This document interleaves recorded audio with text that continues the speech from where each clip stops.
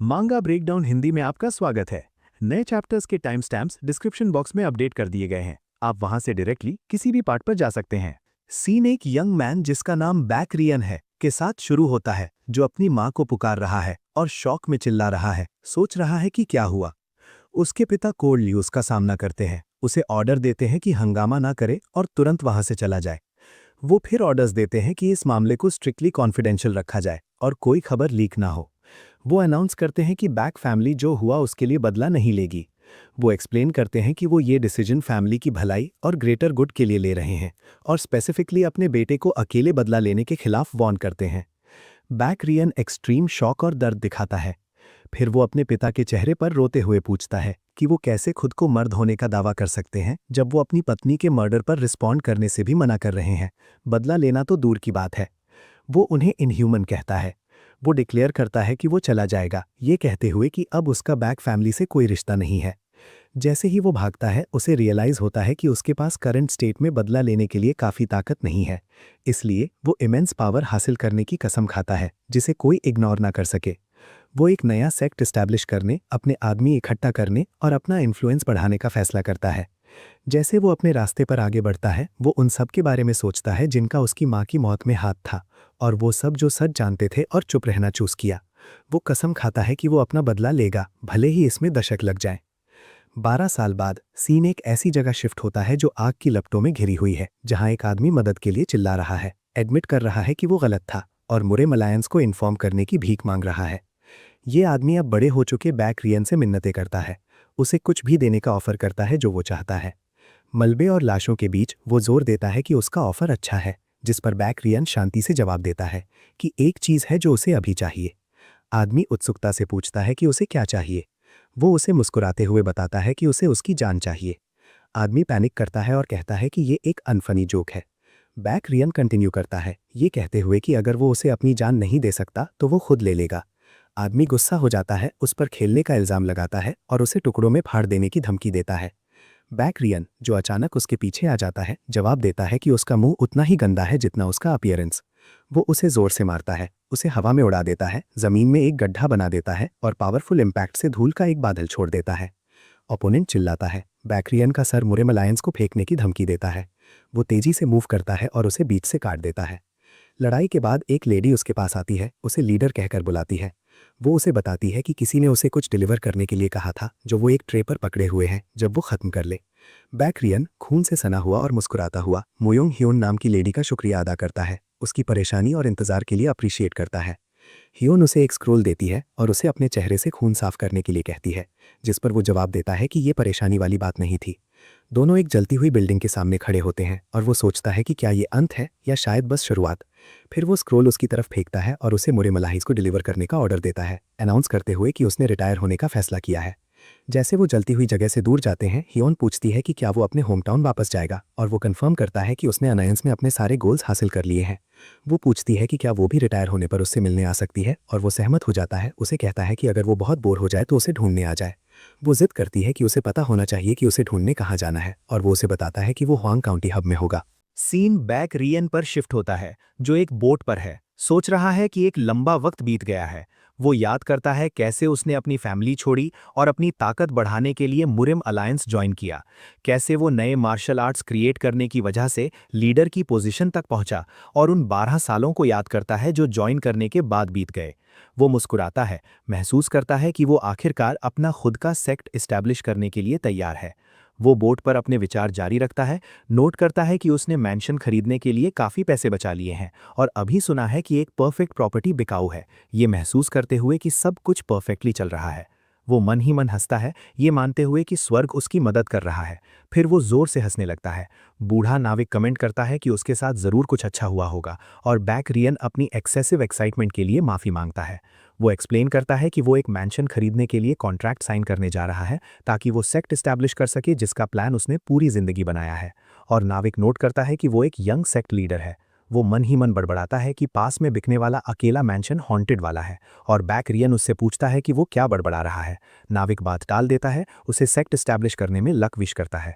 Back rayon उसका शुक्रिया अदा करता है, कॉन्फिडेंटली सोचते हुए कि बस कॉन्ट्रैक्ट बचा है, सोचते हुए कि क्या ही गलत हो सकता है। वो हंसना जारी रखता है। हालांकि पहुंचने पर उसे एक बड़ा शॉक लगता है। वो एक पूरी तरह टूटी हुई बिल्डिंग के सामने खड़ा होता है और अपने साथ वाले आदमी, जिसका नाम युरांग है, से पूछता है कि क्या यही वो जगह है। जिस पर युरांग एंथुजियास्टिकली जवाब देता है, पॉइंट आउट करते हुए कि ये कितनी स्पेशियस है। वो उसे गुस्से से पकड़ता है, उस पर स्कैम करने की कोशिश करने का इल्ज़ाम लगाता है। युरांग खुद को डिफेंड करता है, इंसिस्ट करता है कि ये जगह मिलना मुश्किल था और उसे डिसाइड करने से पहले आसपास देखने के लिए कहता है। जैसे वो अंदर टूर करते हैं, बैक रियन नोटिस करता है कि जगह सिर्फ गंदी ही नहीं है, बल्कि ऐसा लगता है जैसे इसे बिल्कुल मैनेज नहीं किया गया है। युरांग एक्सप्लेन करना जारी रखता है, पॉइंट आउट करता है कि प्रॉपर्टी में 45 रूम्स और 5 ट्रेनिंग ग्राउंड्स हैं, एक बड़ा और 4 छोटे। वो 5 ट्रेनिंग ग्राउंड से सरप्राइज होता है और पूछता है कि यहाँ कौन सा सेक्ट था, लेकिन युरांग दावा करता है कि वो नहीं जानता। मैंशन बहुत पुराना है और वो बस एक ब्रोकर है जो इसे बेच रहा है। वो कुछ हद तक कन्विंस हो जाता है, ये सोचते हुए कि थोड़े काम के साथ ये जगह सेक्ट खोलने के लिए सूटेबल होगी, लेकिन युरांग हिचकिचाता है। वो भरता है और सीधे पूछता है कि जगह के साथ असली प्रॉब्लम क्या है। युरांग एडमिट करता है कि कोई बड़ी बात नहीं है, सिवाय इसके कि मैंशन खरीदने वाले पिछले सभी लोगों की मौत हो गई, जो बैक रियन को शॉक कर देता है। वो कंफर्म करता है कि वो सब बिना किसी एक्सटर्नल इंजरीज के हार्ट फेलियर से मर गए। युरांग अपनी एक्सप्लेनेशन जारी रखता है, रिवील करता है कि पिछले सभी खरीदार पहली रात ही मैंशन खरीदने के तुरंत बाद मर गए, इसलिए ये जगह हॉन्टेड मानी जाती है। वो ऐड करता है कि उन्होंने गार्ड्स और टाओइस्ट मास्टर्स हायर करने की कोशिश की, लेकिन कोई फायदा नहीं हुआ। बैक रियन गुस्सा हो जाता है, सोचते हुए कि क्या युरांग जानबूझकर उसे इस जगह फंसाने की कोशिश कर रहा है। डरा हुआ युरांग तुरंत एक बड़ा डिस्काउंट ऑफर करता है, इसे मार्केट वैल्यू के 10वें हिस्से में बेचने का सुझाव देता है, फिर अपनी बात वापस लेता है और सिर्फ 4 सिल्वर इंगॉट्स एक्सेप्ट करता है। बैक रियन का मूड अचानक बदल जाता है और वो जोर से हंसता है, अपना हाथ युरांग के कंधे पर रखता है और उसे पैसे का बैग पकड़ा देता है, ये कहते हुए कि उसे शुरू से ही कम प्राइस बताना चाहिए था ताकि वो उसे गलत ना समझता। युरांग राहत की सांस लेता है और उसकी तारीफ करता है, नोट करता है कि ऐसे हिम्मत वाले काम की उम्मीद उसी से की जा सकती है जो ग्रेट ब्लू स्काई यूनिट का फॉर्मर लीडर है, जिन्हें गोस्ट हंटर्स के नाम से जाना जाता है। फिर वो उसे मैंशन की डीड देता है। बैक रियन डीड ले लेता है। जैसे ही युरांग जाने वाला होता है, उसे कुछ अजीब नोटिस होता है, लेकिन पूछे जाने पर वो दावा करता है कि कुछ नहीं है। युरांग डिक्लेयर करता है कि उसका रोल खत्म हो गया है और मजाक में उसे कहता है कि अगर वो चमत्कारी रूप से एक रात जिंदा बचने में कामयाब हो जाए तो उसे आकर उसे ढूंढना चाहिए। बैक रियन उसे अश्योर करता है कि वो करेगा। यूरांग के जाने के बाद वो टूटे फूटे आंगन में अकेला खड़ा होता है और आह भरता है।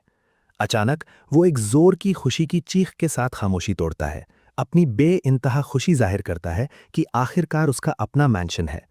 वो एक्साइटेडली अंदर भागता है, हंसते हुए, और कहता है कि अब बस अपने नए सेक्ट के लिए डिसाइपल्स ढूंढना बाकी है। वो अचानक रुकता है और गंदगी और जमी हुई धूल को देखता है। रियलाइज करता है कि उसे शायद पहले जगह साफ करनी चाहिए। वो तुरंत काम शुरू करता है, एक्टिवली फ्लोर्स और कॉरिडोर्स को पोंछता है। वो सफाई जारी रखता है, सोचते हुए कि मेन हॉल साफ करने के बाद उसका काम हो जाएगा। वो मेन हॉल के एंट्रेंस पर खड़ा होता है, डिटर्मिन्ड कि जल्दी करे और इस आखिरी हिस्से को खत्म करे। हॉल में एंटर करने पर उसे कमरे के बीच में एक स्टैंड पर कुछ दिखता है। वो उसके पास जाता है, सोचते हुए कि क्या पिछला ओनर इसे पीछे भूल गया। वो तलवार उठाता है, नोट करता है कि ये कीमती लगती है और शायद अच्छी प्राइस मिल जाए। इसे एक अनएक्सपेक्टेड प्राइस मानता है। जैसे ही वो उसे पकड़ता है, उसे अचानक चक्कर आने लगता है और वो जगह का होश खो देता है, सोचते हुए कि वो कहाँ है। एक मिस्टीरियस ग्लोइंग सिस्टम इंटरफेस उसके सामने आता है। उसे एक एग्जामिनी, एक मार्शल आर्टिस्ट आइडेंटिफाई करता है, और ये कि उसका गोल एक सेक्ट एस्टैब्लिश करना है जिसका ओवरऑल रेटिंग रैंक 2 हो। सिस्टम नोट करता है कि ये पिछले सभी एग्जामिनीज में सबसे हाईएस्ट रैंक है। बैक रियन शॉक में देखता है, सोचते हुए कि वो क्या देख रहा है। वो बेहद कंफ्यूज लगता है जैसे ही वो अपने सर पर एम किए गए एक तेज अटैक को डॉज करता है। सिस्टम अचानक अनाउंस करता है कि वो टेस्ट का डिफिकल्टी लेवल एडजस्ट कर रहा है। बैक रियन को तुरंत युरांग की कहानी याद आती है, पिछले ओनर्स के पहली रात मरने के बारे में, और रियलाइज करता है कि ये टेस्ट वही है जो उनके साथ हुआ था। एक अजीब डिवाइस सीलिंग से दिखाई देता है और सिस्टम अनाउंस करता है, test commencing, difficulty level extreme. वो खुद को एक ग्लोइंग टेस्ट एनवायरनमेंट में पाता है, लड़ने के लिए तैयार होता है और चैलेंज एक्सेप्ट करने और जो भी रास्ते में आए उसका सामना करने का फैसला करता है। सिस्टम अनाउंस करता है कि test area hall of strength है। वो पावरफुल तरीके से एक अटैक ब्लॉक करता है और डिफाइंटली चिल्लाता है, आने दो, डिक्लेयर करते हुए कि वो सबको साबित कर देगा कि वो सिर्फ एक साधारण इंसान नहीं है, बल्कि मुरेम अलायंस की ग्रेट ब्लू स्काई यूनिट का फॉर्मर लीडर है। वो एक फाइटिंग स्टैंस लेता है और टेस्ट को आने के लिए कहता है, और सिस्टम रिस्पॉन्ड करता है सेक्ट सिस्टम की इनिशियलाइजेशन अनाउंस करके। अचानक सब कुछ गायब हो जाता है और वो वापस मेन हॉल में आ जाता है, हैरान और सोचते हुए कि क्या हुआ। वो लड़खड़ाकर पीछे हटता है और युरांग के लिए चिल्लाता है। अगली सुबह युरांग अपने ऑफिस में बैठा दिखता है, फॉर्मर लीडर है। वो एक फाइटिंग स्टैंस लेता है और टेस्ट को आने के लिए कहता है, और सिस्टम रिस्पॉन्ड करता है सेक्ट सिस्टम की इनिशियलाइजेशन अनाउंस करके। अचानक सब कुछ गायब हो जाता है और वो वापस मेन हॉल में आ जाता है, हैरान और सोचते हुए कि क्या हुआ। वो लड़खड़ाकर पीछे हटता है और युरांग के लिए चिल्लाता है। अगली सुबह यूरांग अपने ऑफिस में बैठा दिखता है और जब बैक रियॉन उसे देखता है वो उसे शांति से ग्रीट करता है और कूलली पूछता है कि क्या रात में उसके साथ कुछ अजीब हुआ। वो यूरांग के ऑफिस में तूफान की तरह घुसता है और इंटेंस गुस्से की हालत में उसे कपड़ों से पकड़ लेता है। उसके चेहरे पर चिल्लाता है कि उसने उसे ऐसी बात क्यों नहीं बताई कि सिस्टम अपीयर होगा। वो चिल्लाना जारी रखता है, ब्लू सिस्टम विंडो की तरफ इशारा करते हुए जो सिर्फ वही देख सकता है। कहता है कि ये चीज़ कल रात से उसे फॉलो कर रही है और पूछता है कि ये क्या है। यूरांग उसे अजीब तरीके से देखता है, कंफर्म करता है कि उसे कुछ नहीं दिख रहा और पूछता है कि क्या पिछली रात उसके सर पर चोट लगी थी। वो उसे जाने देता है बड़बड़ाते हुए और यूरांग मौके का फायदा उठाकर थोड़ा मुस्कुराता है। ऑफर करता है कि अगर वो परेशान है तो वो मैंशन वापस ले लेगा। बैक रियॉन ऑफर मना कर देता है, इंसिस्ट करता है कि उसे अभी भी मैंशन चाहिए और उसे अब सेक्ट ओपनिंग सेरेमनी के लिए तैयारी करनी होगी, जिसके लिए बहुत प्रिपरेशन की जरूरत है। वो अपनी ज़रूरतें लिस्ट करना शुरू करता है, एक्सप्लेन करता है कि उसे पहले यूनिफॉर्म्स चाहिए, लगभग 20 सेट्स, और यूरांग से पूछता है कि क्या उसके पास फैब्रिक स्टोर्स के लिए कोई रिकमेंडेशंस हैं। वो जवाब देता है कि वो पास के कुछ स्टोर्स रेकमेंड कर सकता है, लेकिन उसे वार्न करता है कि अभी डील्स करना आसान नहीं होगा। वो एक्सप्लेन करता है कि हर कोई हुआंग रियोंग ट्रेडिंग कंपनी का फेवर जीतने में बिजी है, एक नाम जो बैक रियन पहचानता है। यूरांग कंफर्म करता है कि ये वही फेमस कंपनी है जो जनरेशन से रॉयल फैमिली को फैब्रिक सप्लाई कर रही है। यूरांग हुआंग रियोंग ट्रेडिंग कंपनी के इमेंस इन्फ्लुएंस को डिस्क्राइब करना जारी रखता है, यहाँ तक कि मुरिम दुनिया में भी, जहाँ ये राइटियस और ईवल दोनों सेक्ट्स के साथ डील करती है। इस हद तक कि ग्रेट क्लैंस भी इसके साथ सावधानी से डील करते हैं। फिर वो अपनी चाय पीता है और बैक रियन से मजाक में कहता है कि उसके बजट को देखते हुए उसे हुआंग फैब्रिक्स के बारे में सोचना भी नहीं चाहिए, क्योंकि वो पूरी तरह उसकी लीग से बाहर हैं। बैक रियन एडमिट करता है कि उसके शब्द सच हैं, लेकिन वो फिर भी चुपते हैं। यूरांग ऐड करता है कि वो वैसे भी एक फेमसली हॉन्टेड मैंशन के ओनर के साथ डील करने में हिचकिचाएंगे और उसे एडवाइस करता है कि वो रेगुलर फैब्रिक स्ट्रीट में जाकर देखे। इसी बीच सिस्टम विंडो दिखाई देती है, पेट घोस्ट एनिमल शिकायत करती है और बैक रियन उसे चुप रहने का ऑर्डर देता है। वो अचानक रुकता है कुछ रियलाइज करके, उसने मैंशन का कॉन्ट्रैक्ट कल ही साइन किया था, तो हॉन्टेड मैंशन की अफवाह इतनी जल्दी कैसे फैल गई। यूरांग कोल्डली कहावत के साथ जवाब देता है, बातें पैरों से तेज चलती हैं। बैक रियन अपनी आंखें तंग करता है और एक डार्क एक्सप्रेशन के साथ उसे रियलाइज होता है कि यूरांग ने खुद ये अफवाह फैलाई है। यूरांग इसे डिनाई करने की कोशिश नहीं करता। बैक रियन आह भरता है और डिसाइड करता है कि किसी भी तरह ये उसके नए सेक्ट के लिए फ्री प्रमोशन है। यूरांग डर से कांपता है और जस्टिफाई करने की कोशिश करता है ये कहकर कि बैक रियन का जिंदा बचना सबूत है कि जगह डेंजरस नहीं है और सब कुछ ठीक है। बैक रियन उसका सामना करता है और उस पर चिल्लाता है, उस पर हॉन्टेड मैंशन लाने और उसकी प्रॉब्लम्स की वजह बनने का इल्ज़ाम लगाता है। फैब्रिक स्ट्रीट में एक वेंडर शांति से जवाब देता है, उसे बताता है कि वो उसे नहीं बेचेगा। मर्चेंट उसके मुंह पर दुकान का दरवाज़ा बंद कर देता है, रिपीट करते हुए कि वो उसे कुछ नहीं बेच सकता, जैसे बैक रियन उससे कम सुनने की भीख मांगता है। मर्चेंट उसके चेहरे पर कुछ फेंकता है और उसे दूर जाने का ऑर्डर देता है। उसे एक कर्स्ड घोस्ट मैन बुलाता है। जैसे वो दूर जाता है, वो लोगों को अपने बारे में फुसफुसाते हुए सुनता है, फिर से सोचते हुए कि अफवाहें कितनी तेज़ी से फैलती हैं, और खुद को शांत करने की कोशिश करता है ताकि लोग ये ना सोचें कि हेवनली हीलर, उसका निकनेम, पागल हो गया है। अचानक वो किसी को दूसरे के लिए चिल्लाते हुए सुनता है कि उसे जाने दो। वो मुड़ता है और देखता है कि एक आदमी एक छोटे लड़के सेऊ को पकड़े हुए है जो उससे चिपका हुआ है। लड़का चिल्ला रहा है कि आदमी ने उसकी बहन को ठीक करने का वादा किया था। एक बूढ़ा आदमी, एल्डर, उनकी तरफ भागता है, लड़के को पुकारते हुए, सेऊ। लड़का एल्डर को एक्सप्लेन करता है कि इन वॉरियर्स ने उसे धोखा दिया, उसके पैसे ले लिए और उसकी बहन का इलाज नहीं किया। आदमी गुस्सा हो जाता है और सेऊ के चेहरे पर जोर से मुक्का मारता है, चिल्लाता है कि उसकी बहन होपलेस है और डॉक्टर्स ने भी उस पर उम्मीद छोड़ दी है। जब एल्डर पीटते हुए लड़के का नाम चिल्लाता है, बूढ़ा आदमी बीच में आता है, आदमियों के पहरावे को नोटिस करता है और उन्हें बैकहैम सेक्ट के मेंबर्स के रूप में पहचानता है। पूछता है कि वो एक बच्चे को ऐसे कैसे बुली कर सकते हैं। ग्रुप का हाईएस्ट रैंकिंग मेंबर अपने सबॉर्डिनेट को मामले को चुपचाप हैंडल करने और ये इंश्योर करने का ऑर्डर देता है कि खबर सेक्ट लीडर तक ना पहुंचे। सबॉर्डिनेट, एक बड़ा आदमी, मुस्कुराता है, अपनी उंगलियां चटकाता है और एल्डर और लड़के से कहता है कि उन्हें पोलाइट होना चाहिए था, लेकिन अब उन्होंने उसे अपने हाथ फिर से खून से रंगने पर मजबूर कर दिया है। बड़ा आदमी मजाक में मुस्कुराता है। इससे पहले कि वो मूव कर सके, उसे बैक रियन से चेहरे पर एक अचानक पावरफुल किक पड़ती है। आदमी बेहोश होकर जमीन पर गिर जाता है और बैकहैम सेक्ट का हाईएस्ट रैंकिंग मेंबर दंग रह जाता है, चिल्लाता है और अटैकर की आइडेंटिटी जानना चाहता है। बैक रियन शांति से खड़ा होता है, एल्डर और लड़की की तरफ देखता है, फिर आदमी को जवाब देता है कि उसका नाम शायद अभी फेमस ना हो, लेकिन पूछे जाने पर जवाब देना पोलाइट होता है। वो कॉन्फिडेंटली खुद को इंट्रोड्यूस करता है, अनाउंस करता है कि वो बैक रियन है, हेवनली ब्लिस सेक्ट का लीडर। बैकहैम सेक्ट का सीनियर मेंबर गुस्से से चिल्लाता है, सवाल करता है कि एक अनजान सेक्ट बैकहैम सेक्ट के मामलों में दखल देने की हिम्मत कैसे करता है। सीनियर आदमी अटैक करने के लिए दौड़ता है, बैकरियन एक तेज़ और पावरफुल अटैक के साथ काउंटर करता है। उसके हाथ पर निशाना लगाते हुए वो अपने गिरे हुए ओपोनेंट्स के ऊपर खड़ा होता है। कूली कमेंट करता है कि लोगों को उनके सेक्ट के नाम पर जज करना अच्छी आदत नहीं है। वो ऐड करता है कि ये करना तब और भी बुरा है जब वो अपने ओपोनेंट की स्किल भी नहीं जानते। एक और आदमी गुस्सा हो जाता है और अटैक लॉन्च करता है, धमकियां चिल्लाता है और पूछता है कि क्या बैकरियन बैकहैम सेक्ट का विरोध करने की हिम्मत करता है, और पूछता है कि क्या उसे पता भी है कि इसका मतलब क्या है। बैकरियन स्किलफुली अटैक डॉज करता है और उसके चेहरे पर काउंटर पंच मारता है, बस जवाब देता है कि उसे कोई आइडिया नहीं है। उसे नीचे गिराने के बाद स्क्वाड लीडर को कुछ रियलाइज होता है, बड़बड़ाते हुए और सोचते हुए कि क्या मोरेम अलायंस की ब्लू स्काई यूनिट का फॉर्मर ग्रेट मास्टर वही है जिसने हॉन्टेड मैंशन खरीदा था। बैकरियन परेशानी में अपना हाथ अपने चेहरे पर रखता है। जैसे ही दंग रह गया आदमी पूछता है कि क्या वो वही है। वो मन ही मन बड़बड़ाता है, सोचते हुए कि ये बेवकूफ़ाना अफवाह कहाँ तक फैल गई है। वो शिकायत करता है कि इस अफवाह की वजह से उसे यूनिफॉर्म भी नहीं मिल पाई। इसे अनोइंग डिस्क्राइब करता है। फिर वो बैकहैम मेंबर की तरफ मुड़ता है, डिमांड करता है कि वो उसकी पीठ पीछे बकबक करना बंद करे और इसके बजाय फाइट में उसका सामना करे। आदमी इसे बैकहैम सेट के लिए पब्लिक चैलेंज मानता है, उस पर अटैक करने के लिए हवा में कूदता है और कसम खाता है कि वो अपने एरोगेंस पर पछताएगा। दोनों के बीच एक फियर्स फाइट शुरू हो जाती है। उनके क्लैश की ताकत से जमीन टूट जाती है। बैकरियन अपने अपोनेंट के तेज अटैक्स पर डॉज करता है। एक और शख्स पीछे से उस पर स्नीक अप करने की कोशिश करता है। बैकरियन फिनिशिंग ब्लोज देने से पहले उनके स्ट्राइक्स ब्लॉक करता है। बैकहैम सेट के मेंबर जमीन पर गिर जाते हैं, हारे हुए। जैसे ही आदमी शॉक में जमीन पर लेटा होता है, बैकरियन उसे कहता है कि अगर उसे चैलेंज चाहिए था तो उसे मिल गया। वो मैंशन में मिली बड़ी तलवार पकड़ता है, उसकी आंखें चमक रही होती हैं, और आदमी को इनवाइट करता है कि अगर उसे फाइट चाहिए तो वो कभी भी हेवनली ब्लिस सेक्ट में आकर उसे ढूंढ ले। वो सजेस्ट करता है कि वो चुपचाप चला जाए, वरना वो कुछ और बुरा देखेगा। बैकहम सेक्ट के मेंबर्स भाग जाते हैं, बदले की कसम खाते हुए। बैकरियन एल्डर और लड़के सऊ की तरफ मुड़ता है और पूछता है कि क्या वो ठीक है, और लड़का उसे वॉरियर बुलाता है। सऊ एक्साइटेडली उठता है, बैकरियन को याद दिलाता है कि वो यूनिफॉर्म ढूंढ रहा है और अनाउंस करता है कि उसकी बहन कपड़े बनाने में बहुत स्किल्ड है। वो अचानक उसके सामने गहराई से झुकता है, उससे अपनी बहन को बचाने की भीख मांगता है। बैकरियन शर्मिंदा होता है और उसे कहता है कि इसके लिए उसे डॉक्टर की ज़रूरत है, जबकि ब्लू सिस्टम विंडो उसके बगल में दिखाई देती है।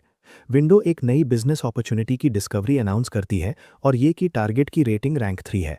जबकि लड़का उम्मीद से मुस्कुराता है, बैकरियन का एक्सप्रेशन तुरंत बदल जाता है और वो मुस्कुराता है, सोचते हुए कि रैंक 3 प्रॉमिसिंग लग रहा है, और लड़के से इसके बारे में और बताने के लिए कहता है।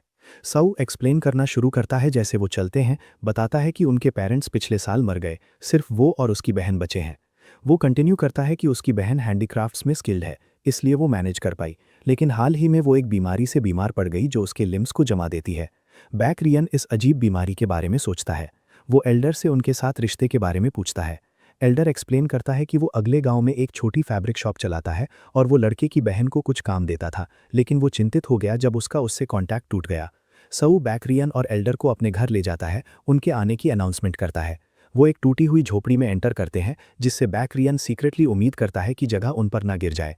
सऊ अपनी बहन को पुकारते हुए अंदर भागता है, एक्साइटेडली उसे बताता है कि वो उसे बचाने के लिए एक गोस्ट स्लेइंग वॉरियर लाया है।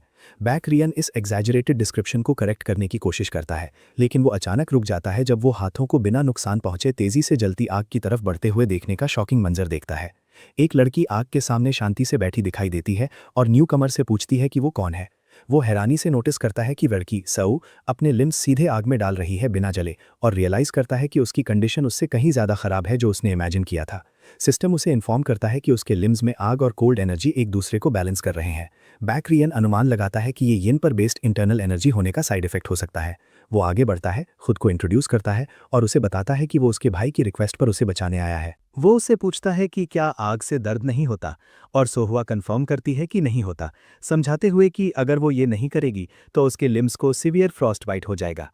एल्डर अपनी चिंता एक्सप्रेस करते हैं और उससे पूछते हैं कि उसने उनसे कॉन्टैक्ट क्यों तोड़ दिया, और वो माफ़ी मांगती है, पॉइंट आउट करते हुए कि उसकी बॉडी इस अजीब स्टेट में आ गई है। बेयात्री यॉन एक मोमेंट के लिए उसकी पल्स चेक करने की परमिशन मांगता है ताकि अपने सस्पिशंस कंफर्म कर सके। वो मान जाती है और उसे जल्दी करने को कहती है। पल्स चेक करते वक्त सिस्टम उसे वार्न करता है कि वो एक्सेस यिन एनर्जी एब्जॉर्ब कर रहा है और ये सिचुएशन डेंजरस है। वो सिस्टम को साइलेंट रहने का ऑर्डर देता है, जिससे सोहुआ पजल हो जाती है क्योंकि उसे कुछ नहीं दिखता। सिस्टम कंफर्म करता है कि एक्सेस यिन एनर्जी ने उसकी बॉडी पर इन्वेड कर लिया है। वो अनाउंस करता है कि वो समझ गया है और उसकी कंडीशन को एक्सट्रीम यिन कॉन्स्टिट्यूशन डायग्नोस करता है, जो एक रेयर कंडीशन है जिसकी वजह से उसकी बॉडी कंटिन्यूअसली सराउंडिंग से यिन एनर्जी गैदर और स्टोर करती रहती है। वो मेंशन करता है कि सोड क्वीन, जो सोड पवेलियन की मिस्ट्रेस है और 10 सेलेस्टियल्स में से एक है, उसके पास भी यही सेम ट्रेट है। सोहुआ कमेंट करती है कि वो उसे नहीं जानती, लेकिन वो एक अमेजिंग पर्सन लगती है। यॉन समझाता है कि ये कॉन्स्टिट्यूशन मार्शल आर्टिस्ट के लिए एक ब्लेसिंग है, लेकिन उसके केस में उसने बहुत ज़्यादा यिन एब्जॉर्ब कर लिया है और बैलेंस करने के लिए उसमें यांग एनर्जी की बहुत कमी है।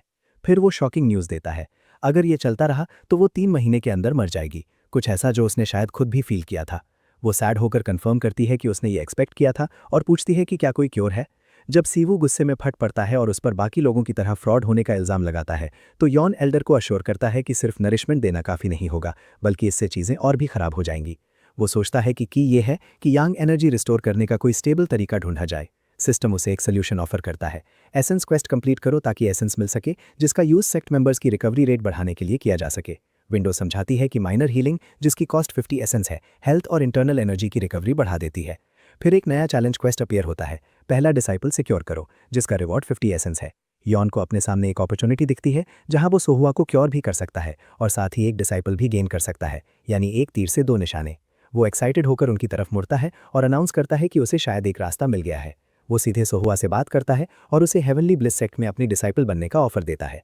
सोहुआ इस सडन ऑफर पर शॉक दिखाती है और उससे पूछती है कि उसका उसे डिसाइपल बनने का क्या मतलब है। वो बस उसे इस बार उस पर कस्ट करने को कहता है। वो अपनी हेजिटेशन एक्सप्रेस करती है, समझाते हुए कि उसने पहले कभी मार्शल आर्ट्स नहीं सीखी है और ये रिक्वेस्ट बहुत सडन है। वो याद करती है कि कैसे मार्शल आर्टिस्ट्स राइचसनेस और ऑनर की बातें करते हैं, लेकिन वो सच में मानती है कि उन्हें सिर्फ अपने इंटरेस्ट की फिक्र होती है। वो याद करती है कि कैसे वो मदद करने का नाटक करते हैं, लेकिन एंड में वो सिर्फ अपना भला देखते हैं, और कैसे उसके पेरेंट्स उनकी एक बैटल के बीच फंसकर मारे गए थे। उसे डर है कि ये आदमी भी उन्हीं की तरह हो सकता है, मदद का नाटक करके बाद में उसे छोड़ देगा। और वो हैरान होती है कि वो क्यों चाहता है कि वो उन मार्शल आर्टिस्ट में से एक बने जिनसे वो नफरत करती है। अचानक उसका ध्यान बैकरी यिन के हाथ पर जाता है, जो उसकी यिन एनर्जी को छूने की वजह से फ्रॉस्ट बिटन हो गया था जब उसने पल्स चेक की थी। वो मुस्कुराते हुए अपना हाथ उसकी तरफ बढ़ाता है और उसे कहता है कि उसके लिए ये कोई प्रॉब्लम नहीं है जब तक ये उसे ठीक करने का रास्ता है। वो उसके रिएक्शन से स्टन रह जाती है और अपने आप से सवाल करती है कि क्या ये आदमी दूसरों से अलग है। वो एक ठंडी सांस लेती है और डिसाइड करती है कि उसके पास कोई और चॉइस नहीं है, और अगर ये उसकी बॉडी को ठीक करने का रास्ता है तो वो उस पर एक आखिरी बार ट्रस्ट करेगी और उसके रिक्वेस्ट मान लेती है। जैसे ही सोहवा अग्री करती है, सिस्टम, जो सिर्फ यन देख सकता है, चैलेंज क्वेस्ट पहला डिसाइपल सिक्योर करो कंप्लीट होने का अनाउंसमेंट करता है और बताता है कि उसने 50 एसेंस गेन कर लिए हैं। ये उसके हाथ पर फ्रॉस्ट बाइट को भी डिटेक्ट करता है। तुरंत वो एसेंस का यूज करके माइनर हीलिंग एक्टिवेट करता है। सोहवा रोशनी के एक हेलो से घिर जाती है और अपने हाथों में एक सरप्राइजिंग गर्माहट फैलती हुई महसूस करती है। यन मुस्कुराता है, ये रियलाइज करते हुए कि सिस्टम काम कर रहा है, जबकि सिस्टम हीलिंग के एडेप्टेशन और एनर्जी के कॉन्सेंट्रेशन का अनाउंसमेंट करता है। उसका इंटरनल एनर्जी फ्लो बढ़ जाता है। वो खुद भी हीलिंग इफेक्ट महसूस करता है, नोटिस करते हुए कि उसकी अपनी यांग एनर्जी, जो ठंड से डैमेज हो गई थी, वापस आने लगी है। सिस्टम कंफर्म करता है कि सेक्ट मेंबर यन की यांग एनर्जी रिकवर हो रही है। सोहवा डिसबिलीफ में अपने लिम्स को देखती है और अनाउंस करती है कि उसके हाथ और पैर पूरी तरह ठीक हो गए हैं। सीवू अपनी बहन को गले लगाने के लिए भागता है, जबकि बुद्धा एल्डर हैरानी में बैकरी यन से पूछता है कि क्या उसने इंटरनल एनर्जी हीलिंग का यूज किया, जिस पर वो एक वेग सा जवाब देता है कि ये कुछ वैसा ही था। अचानक एल्डर जोर से हंसते हैं। वो अपनी बड़ी एडमिरेशन एक्सप्रेस करते हुए कहते हैं कि जो उन्होंने देखा वो एक मैग्निफिसेंट सीन था और यन बिल्कुल वैसा ही आदमी है जिसे वो पसंद करते हैं, और ऐड करते हैं कि अब वो समझ गए हैं कि मुरिम अलायंस के लीडर इसकी इतनी वैल्यू क्यों करते हैं। यन हैरान होता है और सोचता है कि ये एल्डर अलायंस लीडर को कैसे जानते हैं। एल्डर रियलाइज करते हैं कि वो अपना सही इंट्रो देना भूल गए थे और अपनी ट्रू आइडेंटिटी रिवील करते हैं। वो च्योन गमयांग है, ह्वांगरियोंग ट्रेडिंग कंपनी के मास्टर, जिन्हें मास्टर ह्वांगरियोंग के नाम से भी जाना जाता है। इस बीच बैक्यून सेक्ट के हेडक्वार्टर्स में लीडर अपने उन आदमियों को रिप्रेजेंट कर रहा है जो यन से हार गए थे। उनसे पूछ रहा है कि उन्होंने एक नए बने सेक्ट को उन्हें इस तरह ह्यूमिलिएट कैसे करने दिया। सीन दिखाता है कि उस आदमी को, जो हाईएस्ट रैंक का था, ब्रूटली पनिश किया जा रहा है और वो दर्द में चीख रहा है। लीडर कोडली उससे पूछता है कि क्या उसे दर्द हो रहा है और उसे कहता है कि ये दर्द उस रिडिक्यूल के सामने कुछ भी नहीं है जो वो खुद दुनिया से फेस करेगा। फिर वो अपने आदमियों को उन्हें पनिशमेंट रूम में घसीटने का ऑर्डर देता है, उनकी डेस्परेट प्लीज को इग्नोर करते हुए। बैक्यून सेक्ट के हेडक्वार्टर्स में हारा हुआ सबॉर्डिनेट अपने लीडर सीओ यूहियन से एक और मौका देने की भीख मांगता है। लीडर उस प्ली को इग्नोर कर देता है और हेवनली स्वॉर्ड सेक्ट के बैकरी यन के बारे में सोचने लगता है। वो डिसाइड करता है कि उसे उसके लिए एक ग्रैंड वेलकमिंग पार्टी प्रिपेयर करनी होगी। वापस हट में बैकरी यन उस बुद्ध आदमी की ट्रू आइडेंटिटी के बारे में सोच रहा है जिससे वो मिला था। वो उसे डायरेक्टली पूछता है कि क्या वो सच में येलो ड्रैगन चेंबर ह्वांगरियोंग के हेड हैं। बुद्धा आदमी च्योनगम यांग हंसता है और अपनी आइडेंटिटी कंफर्म करता है। यन सोचता है कि वो जानता था कि ये आदमी ऑर्डिनरी नहीं है, लेकिन उसने कभी नहीं सोचा था कि वो इतने इन्फ्लुएंशियल होंगे। सुहवा गमयांग से उनका स्टेटस ना पहचानने के लिए माफ़ी मांगने की कोशिश करती है, लेकिन वो जेंटली उसे रियश्योर करते हैं कि इसमें माफ़ी की कोई बात नहीं है। फिर वो अपना ध्यान बैकरी यन की तरफ मोड़ते हैं और उसे येलो ड्रैगन चेंबर ज्वाइन करने का ऑफर देते हैं। वो प्रॉमिस करते हैं कि वो उसे वो सारी सपोर्ट देंगी जिसकी उसे ज़रूरत है। येन इस ऑफर की मैग्नीट्यूड को समझता है। येलो ड्रैगन चेंबर एक मैसिव मर्चेंट गिल्ड है जो रॉयल फैमिली को क्लोथिंग और सिल्क सप्लाई करती है। सिस्टम उसे एक potential grade A business partner के रूप में रेट करता है। वो जानता है कि टॉप मार्शल आर्ट्स मास्टर्स उनसे जुड़े हुए हैं। यहाँ तक कि ग्यूम यांग का एक सिंगल वर्ड मुरिम अलायंस और डेमोनिक यूनियन के बीच के बैलेंस को अफेक्ट कर सकता है। हालांकि ये एक बड़ा मौका है, पर वो डिसाइड करता है कि ये वो फ्यूचर नहीं है जो वो ढूंढ रहा है। इसलिए वो ऑफर के लिए अप्रिसिएशन एक्सप्रेस करता है, पर उसे डिक्लाइन करने पर मजबूर है। वो मुस्कुराते हुए समझाता है कि उसने अभी अभी अपना पहला डिसाइपल एक्सेप्ट किया है। ग्यूम यांग गुस्से में आ जाते हैं, हैरान होते हुए कि कोई उनका ऑफर रिजेक्ट करने की हिम्मत कैसे कर सकता है जब वो येलो ड्रैगन चेंबर के हेड हैं। येन अपने रिफ्यूज़ल को कंफर्म करता है, लेकिन एक काउंटर ऑफर देता है कि ग्यूम यांग उसे चेंबर के साथ ट्रेड करने का एक मौका दें। बदले में वो प्रॉमिस करता है कि वो येलो ड्रैगन चेंबर को वो फेम दिलवाएगा जिसका वो हकदार है। ग्यूम यांग उसकी एरोगेंस से गुस्सा होते हैं, ये सोचते हुए कि एक नोबडी उन्हें फेम कैसे दिला सकता है। येन कॉन्फिडेंटली अपना ऑफर समझाता है कि 10 साल के अंदर वो एक ऐसा सेक्ट खड़ा कर देगा जो 9 राइचियस सेक्ट्स और 7 डेमोनिक गेट्स के बराबर खड़ा होगा, और पूछता है क्या ये एक फेयर ट्रेड नहीं होगा। ग्यूम यांग इस क्लेम को absurd बताते हैं, खासकर एक ऐसे सेक्ट से जिसने अभी तक अपनी फाउंडिंग सेरेमनी भी नहीं की है। येन कामली इंसिस्ट करता है कि ऐसा ही होगा। ग्यूम यांग अचानक जोर से हंसने लगते हैं, एडमिट करते हुए कि येन में बोल्ड क्लेम्स करने की हिम्मत है। येन ऐड करता है कि जो फेम उसने प्रॉमिस की है वो पर्सनली ग्यूम यांग के लिए नहीं है, जिससे वो पजल हो जाते हैं। वो अपना प्लान रिवील करता है। वो येलो ड्रैगन चेंबर के फ्यूचर के साथ डील करना चाहता है और ग्यूम यांग से कहता है कि वो उसे अपने डिसाइपल से इंट्रोड्यूस करवाएं। थोड़ी देर सोचने के बाद ग्यूम यांग मान जाते हैं। वो उसे कहते हैं कि वो अपने डिसाइपल को जल्द ही उसके सेक्ट भेजेंगे और ट्रेड करने का डिसीजन डिसाइपल का खुद का होगा। लेकिन ग्यूम यांग उसे वार्न करते हैं कि अगर उसके सेक्ट ने डिसअपॉइंटमेंट का कोई भी साइन दिखाया तो उसे उसकी कीमत चुकानी होगी। येन कॉन्फिडेंटली रिप्लाई करता है कि चिंता की कोई बात नहीं है। ग्यूम यांग डिक्लेयर करते हैं कि मैटर सेटल हो गया है।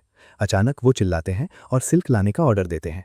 सीन बाहर शिफ्ट होता है, जहां हट के बाहर लोगों का एक ग्रुप दिखता है जो सामान से लदी एक गाड़ी के साथ खड़े हैं और सर्वेंट्स ग्यूम यांग को जमीन पर झुककर ग्रीट करते हैं। च्योन ग्यूम यांग मास्टर वांग बैकरी येन को सिल्क का एक बड़ा ढेर प्रेजेंट करते हैं और उसे कहते हैं कि वो इसे एक डिपॉजिट और उसकी एंटरटेनिंग प्रपोजल के लिए अप्रिसिएशन की गिफ्ट के रूप में एक्सेप्ट करे। ये जेनरोसिटी सोहुआ और सीवो को इम्प्रेस कर देती है। बैकरी येन गिफ्ट को थैंकफुली एक्सेप्ट करता है और सोचता है कि ग्यूम यांग और उनके आदमी कितने पावरफुल हैं, एडमिट करते हुए कि वो ट्रू मास्टर्स हैं। जैसे ही ग्यूम यांग निकलते हैं, वो बैकरी येन की एरोगेंस और उसके इस क्लेम के बारे में सोचते हैं कि वो उन्हें फेम दिलवाएगा, और वो नोट करते हैं कि ये एरोगेंस उन्हें किसी और की याद दिलाती है जो बिल्कुल उसके जैसा है। वो अपने एक आदमी को बुलाते हैं और उसे कहते हैं कि क्योंकि वो पहले से ही बाहर हैं, वो एक पुराने दोस्त से मिलना चाहेंगे और उन्हें डेमोनिक यूनियन की तरफ बढ़ने का ऑर्डर देते हैं। वो मुस्कुराते हैं, ये कहते हुए कि यूनियन के लीडर के साथ ड्रिंक किए हुए काफ़ी वक्त हो गया है। वापस येन के सेक्ट हेडक्वार्टर्स में, जो अब साफ और सुंदर है, सुहुआ उससे पूछती है कि उसे नया रोब कैसा लगा जो उसने खुद बनाया है। वो एंथुजियास्टिकली रिप्लाई करता है कि उसे रोब बहुत पसंद आया और ये परफेक्ट है।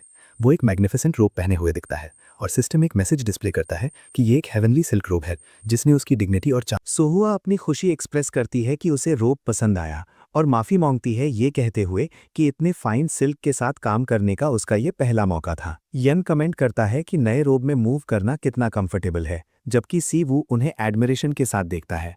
अचानक उसके सामने एक सिस्टम विंडो अपीयर होती है, अनाउंसमेंट करते हुए कि उसने एक्सेप्शनल क्वालिटी का एक गारमेंट क्रिएट किया है और उसे अपना रिवॉर्ड चुनने को कहती है।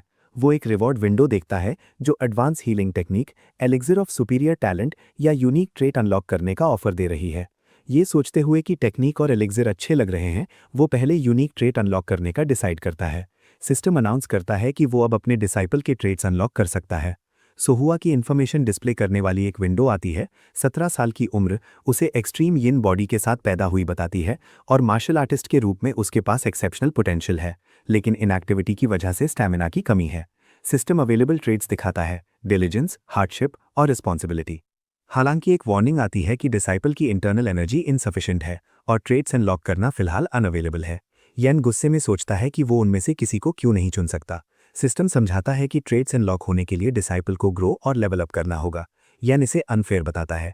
वो डिसाइड करता है कि उसके पास सोहुआ की ग्रोथ में मदद करने के अलावा कोई चॉइस नहीं है ताकि ट्रेड्स अनलॉक हो सके। वो उसकी तरफ मुड़ता है और अनाउंस करता है कि अब प्रॉपर ट्रेनिंग शुरू करने का वक्त आ गया है। सोहुआ नर्वस महसूस करती है, सोच रही है कि क्या वो मार्शल आर्ट्स में अच्छी होगी और उसे गलती करने का डर है। वो याद करती है कि उसने पहले उससे क्या कहा था, जब उसने कहा था कि सब ठीक हो जाएगा और वो उसे ठीक कर सकता है और बदलने में मदद कर सकता है। वो अपनी हिम्मत जुटाती है, उस पर ट्रस्ट करने का डिसाइड करती है और ईगरली पूछती है कि पहली टेक्निक वो क्या सीखेगी। वो उसे बताता है कि उसकी पहली ट्रेनिंग हॉर्स स्टांस है, जिसे राइडर स्टांस भी कहा जाता है। वो विजिबली डिसअपॉइंटेड होती है क्योंकि वो कुछ ज़्यादा इंप्रेसिव एक्सपेक्ट कर रही थी। वो उसे समझाता है कि उसकी कमज़ोर स्टैमिना बढ़ाने के लिए ये सबसे अच्छी बेसिक एक्सरसाइज है और उसे कहती है कि अभी के लिए अपना फोकस बॉडी स्ट्रेंथनिंग पर रखे। वो उसे पूछती है कि उसे कब तक इस पोजीशन में रहना चाहिए। वो मुस्कुराता है और कहता है कि गोल लगभग 1 घंटा है, फिर उस पर स्टार्ट करने के लिए चिल्लाता है। वो डिटर्मिन्ड लेकिन हेजिटेंट लगती है। वो अपने डाउट्स एक्सप्रेस करती है, ये कहते हुए कि उसने पहले ऐसा कुछ कभी नहीं किया, और पूछती है कि क्या वो सच में मार्शल आर्ट सीख सकती है। वो उसे रीअश्योर करता है, उसे याद दिलाते हुए कि उसके पास एक्सट्रीम यिन बॉडी है। वो समझाता है कि उसकी body naturally internal energy gather करती है और भले ही ये यिन एनर्जी है, एक बार कोर बन जाने पर यह स्टेबलाइज हो जाएगी। वो मन ही मन खुशी से सोचता है कि वो एक हेवनली टैलेंट है जिसे वो कभी नहीं छोड़ सकता। सीवू पैनिक की स्टेट में उसकी तरफ भागते हुए आता है और उसे एक सील लेटर देता है, बताते हुए कि ये बाइकुन सेक्ट से है। सीवू चिंता में पूछता है कि क्या यन उनके लीडर को जानता है। वो लेटर रिसीव करता है, रियलाइज करते हुए कि ये उन आदमियों के बारे में है जिन्हें उसने पिछले दिन हराया था, जबकि सीवू उन्हें कर्स करता रहता है और स्काउंडर्स बुलाता है। लेटर पढ़ने पर उसे पता चलता है कि ये एक इन्विटेशन है जो उसके नए सेक्ट हेवनली ब्लिस सेक्ट को एक मार्शल आर्ट्स टूर्नामेंट में पार्टिसिपेट करने के लिए भेजा गया है। सीवू समझाता है कि बाइकुन सेक्ट इस रीजन की डोमिनेंट फोर्स है और उनका लीडर अपने बैड टेम्पर और फ्रेंडली ड्यूल्स के बहाने कमजोर सेक्ट्स को खत्म करने के लिए बदनाम है। उसे ये अजीब लगता है कि इतने बड़े स्टैचर का लीडर उन जैसे एक डिसऑनरेबल सेक्ट को टारगेट करेगा। यन इस इंसल्ट से अनॉयड होता है और पूछता है कि क्या उसका मतलब उसके सेक्ट की बेइज्जती करना है, और सीबू तुरंत पीछे हट जाता है, इंसिस्ट करते हुए कि ये एक गलतफहमी थी। बैकरी यन मुस्कुराता है, समझते हुए कि लीडर का गोल एक उभरते हुए सेक्ट को ह्यूमिलिएट करना है, और उसे ये अम्यूजिंग लगता है। वो डिक्लेयर करता है कि अपने सेक्ट का नाम फैलाने के लिए ये एक परफेक्ट मौका है। उसकी डिसाइपल सोहुआ अपनी चिंता एक्सप्रेस करती है, पॉइंट आउट करते हुए कि वो सिर्फ 2 लोग हैं और वो शायद उसे पीछे खींचेंगे। वो उसे ये कहकर सरप्राइज कर देता है कि टूर्नामेंट में वो पार्टिसिपेट करेगी और वो भी अकेले। जब वो इन वर्ड्स को प्रोसेस करती है तो वो डर के मारे चीखती है कि क्या वो अकेले लड़ेगी। उस रात बाद में सोहुआ थकी हारी फर्श पर लेटी है, कंप्लेन करते हुए कि उसका स्टैमिना कम हो गया है, और हैरान होती है कि उसे हॉर्स स्टैंस की इतनी ज्यादा प्रैक्टिस क्यों करवाई जा रही है। उसने पूरे दिन सोर्ड की प्रैक्टिस नहीं की और सिर्फ बेसिक कटिंग मोशन सीखे हैं जो बच्चे करते हैं। उसकी एंग्जाइटी बढ़ रही है क्योंकि टूर्नामेंट में 2 हफ्ते से भी कम वक्त बचा है। वो सीरियसली सोचती है कि उसका सेक्ट लीडर क्या सोच रहा है। वो याद करती है कि कैसे उसने मुस्कुराते हुए उसे रीअश्योर किया था और चिंता ना करने को कहा था। इसीलिए वो तुरंत उठने का डिसाइड करती है ताकि उसे जाकर पूछ सके। वो उसे उसके कमरे में जागा हुआ पाती है, एक कपड़ा सीते हुए और अपने आप से बड़बड़ाते हुए कि ये उसकी सोच से ज्यादा मुश्किल है। वो नोटिस करती है कि वो फिर से अपने आप से बात कर रहा है। उसी मोमेंट पर सिस्टम उसे अलर्ट करता है कि उसने खुद को जो 23rd वूंड दिया था उससे ब्लीडिंग शुरू हो गई है, और वो गुस्से में सिस्टम को चुप रहने को कहता है। वो दरवाजे के बाहर खड़ी होकर उसे देखती है। यन अपने आप में सोचता है कि वो एक्सपेक्ट कर रहा है कि सोहुआ जल्द ही हॉर्स स्टैंस ट्रेनिंग पर डाउट करने लगेगी और उसे सोहुआ के आने से पहले उसके ट्रेनिंग रोप्स जल्दी फिनिश करने होंगे। वो कंप्लीटेड रोप को ऊपर उठाता है, उम्मीद करते हुए कि उसे ये पसंद आएगा। वो इस बात से मूव हो जाती है कि वो उसके लिए क्या कर रहा है और साइलेंटली अपने कमरे में वापस चली जाती है। अचानक सिस्टम अनाउंस करता है कि सोहुआ का रिस्पॉन्सिबिलिटी ट्रेट ब्लॉसम होने वाला है। यन इस सडन नोटिफिकेशन से सरप्राइज हो जाता है। बैकुन सेक्ट द्वारा होस्ट किए गए टूर्नामेंट का दिन आ जाता है।